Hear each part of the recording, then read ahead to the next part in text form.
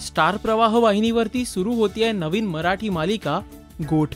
या मालिकेचा टीजर नुकताच सोशल मीडियाद्वारे प्रदर्शित करण्यात आलाय। आता थांबायचं नाही म्हणत नायिकेनं पुरुषसत्ताक पद्धतीला थेट आवाहन दिल्याचं या टीजर मधून दिसतेय।